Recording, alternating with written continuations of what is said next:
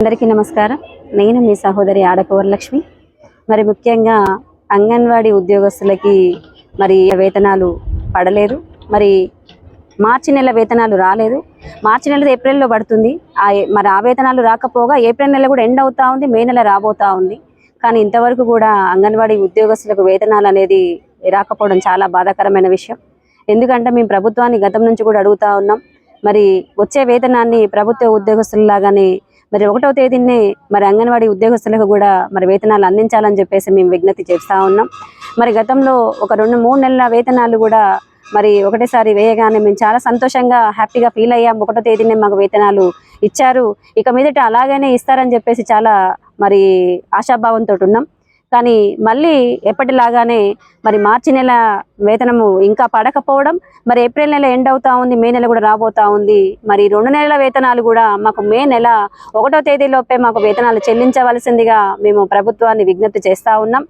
మరి ఇంకా ఒక విషయాన్ని చెప్పాలంటే, ఒక పూట బడులు అని చెప్పేసి పెట్టారు, పేరుకు మాత్రమే ఒక పూట బడులు.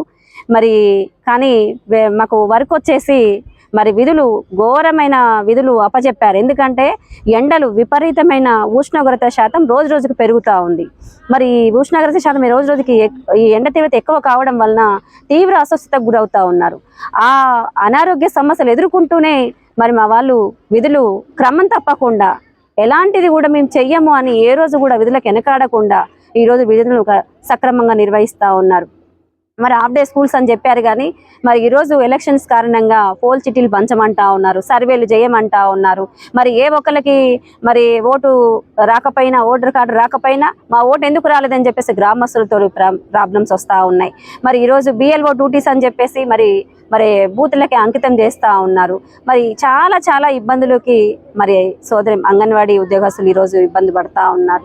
మరి ఇంత ఎండ తీవ్రత ఎక్కువగా ఉన్న ఎండల్ని సైతం లెక్క చేయకుండా ఈరోజు విధులు నిర్వహిస్తున్న మా అంగన్వాడీ ఉద్యోగస్తులకి మరి కనీసం వేతనమైన సమయానికి వస్తుందా అంటే మరి ఆ సమయానికి కూడా వేతనాలు రాకపోవడం అనేది చాలా బాధాకరమైన విషయం.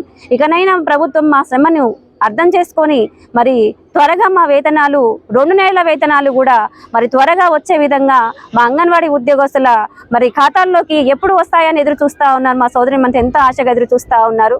త్వరగా మాకు వేతనాలు మరి మార్చి నెలది, ఏప్రిల్ నెలది 2 కూడా మే 1వ తేదీలోపే మాకు వేతనాలు చెల్లించవలసిందిగా ప్రభుత్వాన్ని మేము విజ్ఞప్తి చేస్తూ ఉన్నాం.